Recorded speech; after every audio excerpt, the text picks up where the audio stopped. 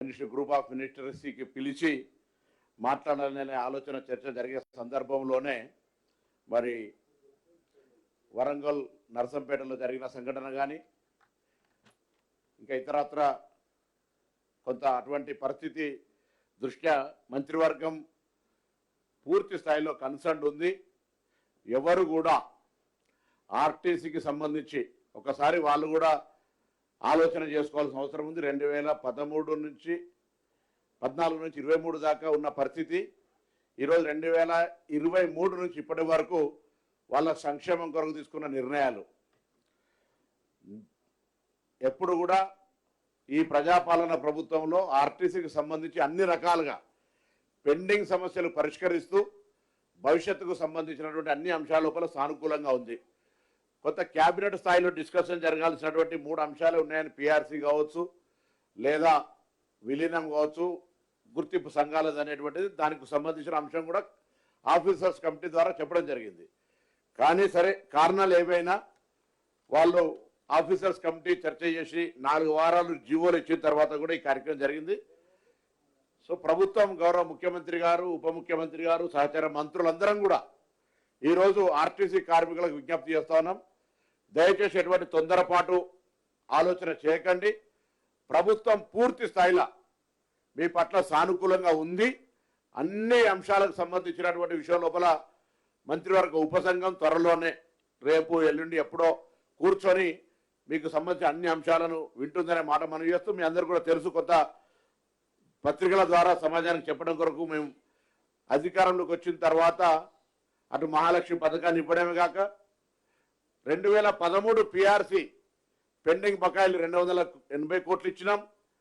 2017 పిఆర్సీని ఇవ్వడంతో పాటుగా కారుణ్య నియామకాలు కావచ్చు, లేదా డిస్మిస్డ్ ఉద్యోగాలకు సంబంధించి కావచ్చు, కొత్త ఉద్యోగాలు కావచ్చు, కొత్త బస్సులు కొనుగోవడం చేయడం కావచ్చు, ఇన్ఫ్రాస్ట్రక్చర్ డెవలప్మెంట్ చేయడం కావచ్చు, అన్ని రకాల ఆర్టీసీ కార్మికులకు సంబంధించి పూర్తిగా సామరస్యంగా ఉన్నాం. మొన్న ఈ మధ్యలో మేనేజింగ్ డైరెక్టర్ గారు మేము మాట్లాడినప్పుడు కొంత యాజమాన్యం తరఫున కింది స్థాయిలో కొంత అధికారుల దగ్గర కొంచెం సమస్యలు ఉన్నాయంటే వాటిని కూడా తీసేసి ఎలక్ట్రికల్ బస్సులు వస్తుంటే ఉద్యోగ భద్రతకు సమస్య అనేటువంటి ఒక అపోహ సృష్టించిన సందర్భంలో కూడా అనేక సందర్భంలో ఒక్క ఉద్యోగం కూడా ఈ ప్రభుత్వం తీసేసే పరిస్థితి లేదు, తీయదు అనే మాట కూడా స్పష్టంగా చేసినాం.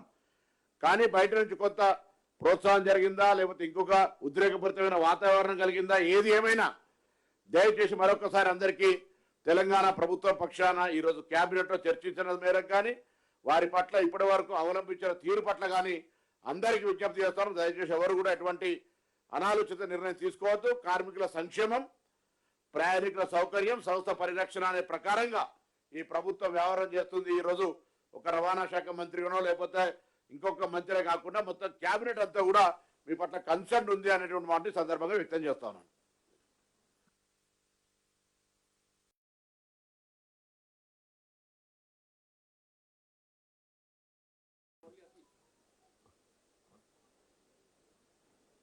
పాత్రికేయ మిత్రులందరికీ నమస్కారం.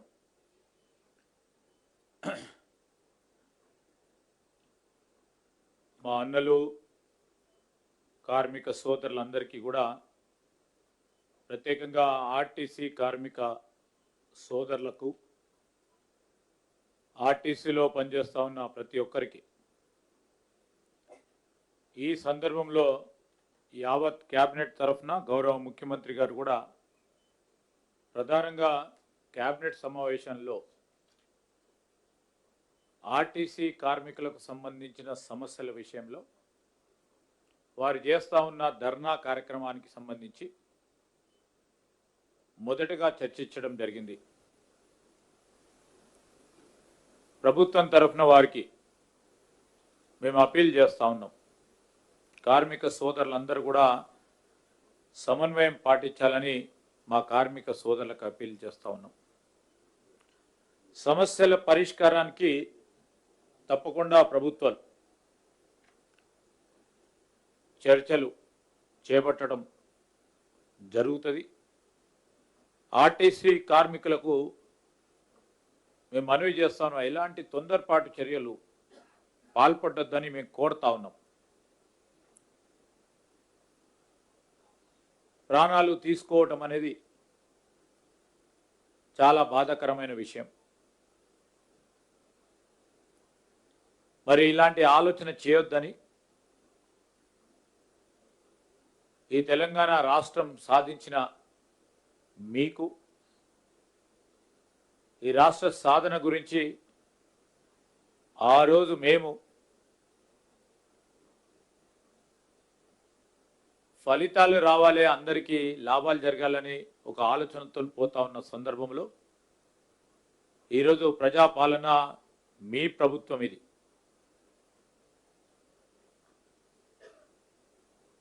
మీ ప్రభుత్వానికి సంబంధించి నమ్మకంతో ఉండండి. కార్మిక సోదరులు మీ కుటుంబాలకు అన్యాయం చేయకండి. క్షణిక ఆవేశంతో కొత్త సమస్యలు వస్తూ ఉంటాయి. అప్పుడప్పుడు కొన్ని ప్రేరేపిత శక్తుల ఒత్తిడికి బలి కావద్దని మేము విజ్ఞప్తి చేస్తూ ఉన్నాం. మా ప్రభుత్వం చిత్తశుద్ధితో మీ సమస్యలను పరిష్కారం చేయడానికి దృష్టి సారించి మరి వెంటనే చర్చలకు ముందుకు రావాలని మేము వారికి విజ్ఞప్తి చేస్తూ ఉన్నాం. కార్మిక సోదరులందరూ కూడా మేము కోరుతా ఉన్నాం, నిబ్బరంగా ఉండండి. సమస్యలు పరిష్కారం చేయడానికి ప్రజాస్వామ్య యుతంలో తప్పకుండా ముందుకు తీసుకెళ్లే ఒక కార్యాచరణ తీసుకుంటాం. కార్మిక సోదరులకు సంబంధించిన వారి నాయకులతో కూడా ఇప్పటివరకే సంబంధిత ట్రాన్స్పోర్ట్ మినిస్టర్ గారు సహచరులు పొన్నం ప్రభాకర్ గారు కానీ, అదేవిధంగా ప్రభుత్వం కూడా అధికారుల బృందంతో చర్చలు మొదటగా జరపడం జరిగింది.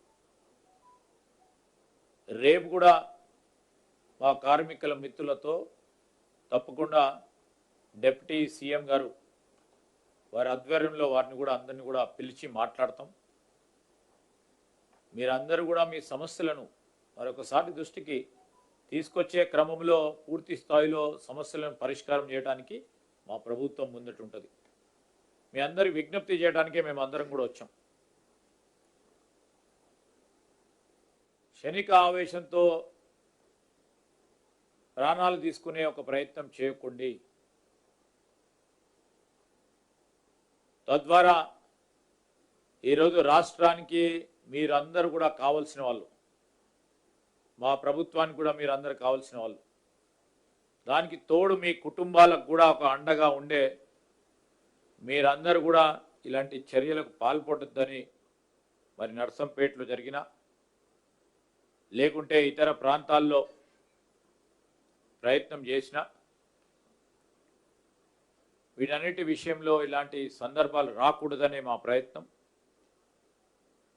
అందుకోసమే ఈరోజు క్యాబినెట్లో కూడా క్యాబినెట్కు సంబంధించిన ఎజెండా మొదలు పెట్టకుండానే మొదటగానే ఈ ఎజెండాను సంబంధించిన అనేక అంశాలపై చర్చించడం జరిగింది. చర్చలకు పిలవాలని, పిలిచి సమస్యల పరిష్కారానికి కృషి చేయాలని సంకల్పించడం జరిగింది. కనుక మీరందరూ కూడా సమన్వయంతో ఉండాలని మా కార్మిక సోదరులందరికీ కూడా మనవి చేస్తూ ఉన్నాం. పాత్రికేయ మిత్రులకు నమస్కారం. ఈనాడు ఆర్టీసీ కార్మికులకు సంబంధించిన డిమాండ్సే కానీ, న్యాయపరమైన డిమాండ్సే కానీ, ఏ అంశమైనా చర్చల ద్వారా త్రూ డెలిబరేషన్స్, డిస్కషన్స్ ద్వారానే పరిష్కరించుకోవాలి.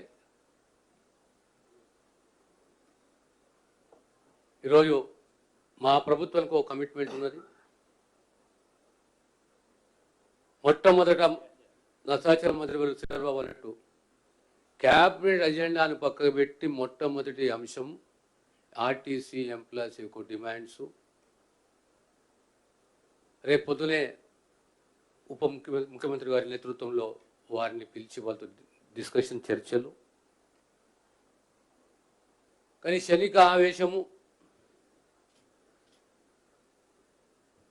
ప్రాణాలు త్యాగం చేయడము, త్యాగముని కాకుండా కానీ క్షణిక ఆవేశం ఇది.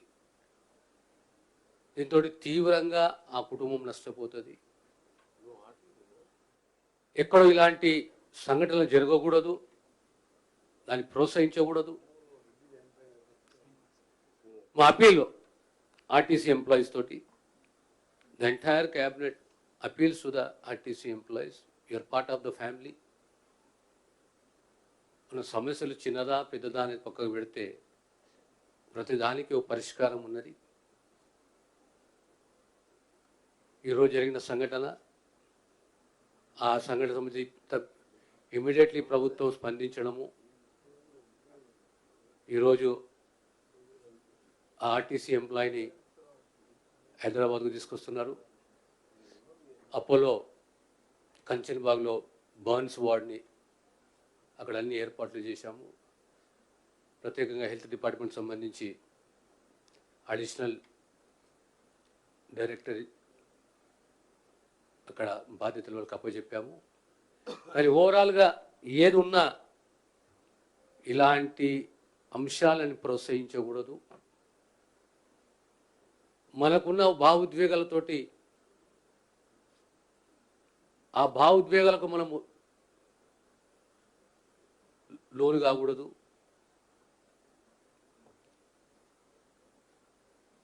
మాది అప్పీలు అందరు ఎంప్లాయీస్ తోటి చర్చించుకుందాం, సమస్యలు పరిష్కరించుకుందాం. ఇలాంటి సంఘటనలు జరగకూడదు. మేము ఎంబడున్నాము. వీఆర్ ఆల్ ఏ ఫ్యామిలీ. రేపు మళ్ళీ ఈ చర్చలు కొనసాగుతాయి. ఖచ్చితంగా ఈ డిమాండ్స్కు ఒక పరిష్కార మార్గాన్ని అన్వేషించుకుందాం, వెతుక్కుందాము. కనుక ఆర్టీసీ ఎంప్లాయీస్ తోటి, ఎంప్లాయీస్ కార్మిక సోదరులతో అందరితోటి అప్పీలు, భావోద్వేగాలకు గురి కాకండి, క్షణిక ఆవేశానికి గురి కాకండి. మేము ఎమ్మడున్నాము. We are a large family. కూర్చొని చర్చించుకుందాం, పరిష్కరించుకుందాం.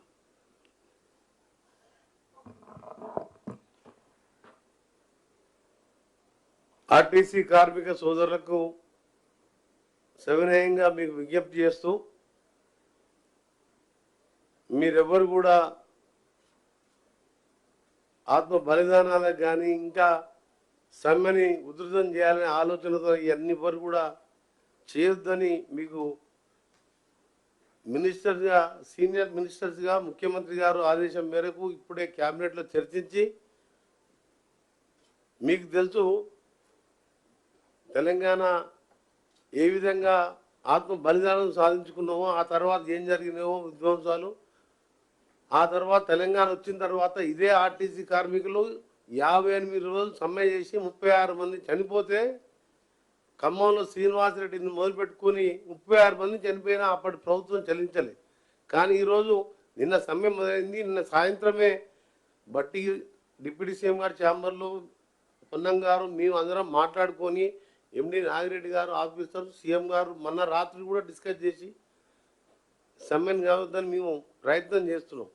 దయచేసి మీ అందరికీ విజ్ఞప్తి చేస్తున్నాం, ఇది ప్రజా ప్రభుత్వం, ప్రజల సంక్షేమమే ధ్యేయంగా పనిచేస్తున్న ప్రభుత్వంలో ఇలాంటి ఆత్మహత్యలు మంచిది కాదని మీ అందరికీ కూడా దయచేసి మీ ఫ్యామిలీని ఒకసారి గుర్తు చేసుకోండి. ఇవాళ ఆ రోజు శ్రీనివాసరెడ్డి గారు వెల్ సెటిల్డ్ ఫ్యామిలీకి వెళ్ళి వచ్చినారు. 2 పిల్లలు ఆర్మీలో పనిచేస్తున్నారు. కానీ ఆయన మొండి వైఖరితోనే ఆ రోజు 36 మంది చనిపోయినారు. కానీ మా ప్రభుత్వం ఆ విధంగా కాదు.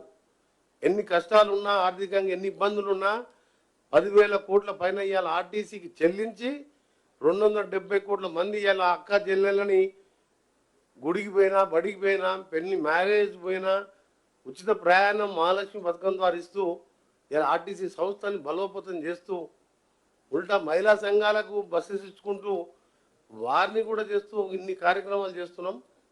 అందుకనే మీకు దయచేసి మళ్ళీ విజ్ఞప్తి చేస్తున్నాం, తప్పకుండా ఈ ప్రభుత్వం మీ సమస్యల మీద సానుకూలంగా మినిస్టర్ గారు స్ట్రైక్ నోటీస్ ఇచ్చినప్పటికెళ్ళి మాట్లాడుతున్నారు. వివిధ కారణాలతోని ఇవన్నీ కూడా ఆలస్యం అవుతున్నాయి. మీరు ఎవ్వరు కూడా ఎలాంటి చేయొద్దు. ఆ మన శంకరయ్య గౌడని ఆ నర్సంపేటకి చెందిన సోదరుడు కూడా కోలుకోవాలని ఆశిస్తూ, నల్గొండలో కూడా ఎంకర్ అనే కార్మికుడు ట్రై చేసింది కానీ మంచిగా ఆరోగ్యంగా ఉన్నాడు, అతనికి ఎలాంటి గాయాలు కాలేదు. మళ్ళీ మళ్ళీ విజ్ఞప్తి చేస్తున్నాం మీకు, ఎవరు కూడా ఇలాంటి చేయొద్దు. మనం లోకంలో ఏది పోయినా తీసుకురావచ్చు తప్ప ప్రాణం పోతే భగవంతుడు కూడా తీసుకురాలేడు. మేమున్నాం, మా ముఖ్యమంత్రి గారు, మంత్రులు, మేమందరం కూడా, ప్రభుత్వం మీ ఎమ్మడి ఉంటుంది. మీ సమస్యల మీద సానుకూలంగా స్పందిస్తాం. దయచేసి మీరందరూ కూడా మీరు కొందరు రెచ్చగొట్టే వాళ్ళు ఉంటారు రాజకీయ లబ్ధి కోసం, వాళ్ళ మాటలు నమ్మకుండా అందరూ కూడా శాంతంగా ఉండండి. త్వరలో ఉండే సమస్యకు పరిష్కారం చూపిస్తాం.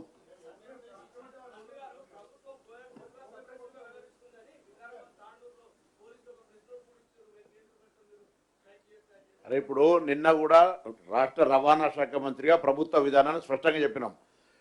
ప్రజాపాలన ప్రభుత్వం, కార్మికులు వాళ్ళ నిరసన చెప్పుకోవచ్చు, ఎక్కడ కూడా నిరసనకు అడ్డం పడమనేటువంటిది మీ ద్వారా కార్మిక వర్గానికి విజ్ఞప్తి చేసినాం. సో కింద అటువంటిది ఎక్కడైనా వాళ్ళు అబ్స్ట్రక్షన్ లేదా ఇతరత్రైన ఇష్యూస్ ఉంటే అక్కడ లోకల్ ల్యాండ్ ఆర్డర్ ప్రాబ్లం కొరకు వాళ్ళని చేస్తుంటారు తప్ప ఎక్కడ కూడా ప్రభుత్వం తరఫున ఉద్యమాన్ని అణిచివేయాలనే ఆదేశం కానీ సూచన అటువంటి ఆలోచన లేదు. స్వయంగా నిన్న నేను ప్రెస్ కాన్ఫరెన్స్ ద్వారా చాలామంది మిత్రులు వచ్చినప్పుడు ఉద్యమం ప్రజాస్వామిక ఆకాంక్ష కార్మికులది, డెఫినెట్లీ వాళ్ళు ప్రొటెక్ట్ చేసుకునే హక్కు ఉంది అనేటువంటి మాటని చెప్పినాం. ఇవాళ కూడా చెప్తున్నాం, కార్మికుల హక్కుకు ప్రొటెక్షన్, ఆ ప్రొటెస్ట్కు దానికి ఎక్కడ కూడా బార్ లేదు, చేసుకోవచ్చు. కానీ ఇటువంటి మేము కూడా ఏం కోరుతున్నాం, వాళ్ళ డిమాండ్ల మేరకు వాళ్ళ ప్రభుత్వం మీద డెఫినెట్లీ ఒత్తిడి చేయవచ్చు, చర్చ చేయవచ్చు, మాట్లాడచ్చు. బట్ ఇటు సూసైడ్ లాంటి ప్రయత్నాలు జరగడం వల్ల మంచిది కాదు. ప్రభుత్వం తరఫున మానవతా హృదయంతో విజ్ఞప్తి చేస్తున్నాం. మీరు కూడా దయచేసి అటువంటి అంశాల పట్ల, ఇదంతా కూడా ఒక ప్రారంభ ముచ్చట, మనం రాసే వార్త కానీ మనం చెప్పే విధానం కానీ కొంత రాక్షసానందం పొందేటువంటి వాళ్ళు ఇటువంటి ప్రక్రియ చేపట్టినా దయచేసి మేము మళ్ళీ కోరుతున్నాం, 10 సంవత్సరాల చరిత్ర తీసి ఇప్పుడు చర్చ కాదు, సమయం కాదు. మేము సానుకూలంగా ప్రతి అంశాన్ని, కార్మికుల అంశాన్ని అన్ని రకాల పాజిటివ్గా ఒక ఉద్యమాల నుంచి వచ్చినటువంటి వాళ్ళం. ఎక్కడ కూడా there is no negative option for this government. గౌరవ ముఖ్యమంత్రి గారు స్వయంగా మంత్రివర్గం అంతా కూడా సానుకూలమైన వాతావరణంతో ఉంది. కూడా దయచేసి మేము వారి పట్ల కన్సర్న్ ఉన్నాం, ప్రొటెస్ట్ చేసుకునే హక్కు ఉంది, కానీ ఇటువంటి సంఘటనలు చేయొద్దని మీ ద్వారా కోరుతున్నాం. సరే ఇప్పుడు సమ్మె నోటీస్ ఇచ్చి 40 రోజులైనా వారు చాలా సార్లు రెస్పాండ్ అయినాం, చాలా మందితో మాట్లాడినాం. మధ్యలో అసెంబ్లీ సెషన్ ఉండే, మున్సిపల్ ఎన్నికలు ఉండే. మా అప్పీల్ అంతా కూడా మీ ద్వారా వారికి తెలియజేస్తా ఉన్నాం, మీ సహకారాన్ని కూడా కోరుతా ఉన్నాం. ప్రాణం అనేది చాలా ముఖ్యం, ప్రాణాలు కోల్పోవద్దు. వారందరూ కూడా మా అన్నలు, తమ్ముళ్ళు, వారి ప్రాణాలు మాకు కూడా ముఖ్యమని విజ్ఞప్తి చేయడానికి మేము వచ్చినాం.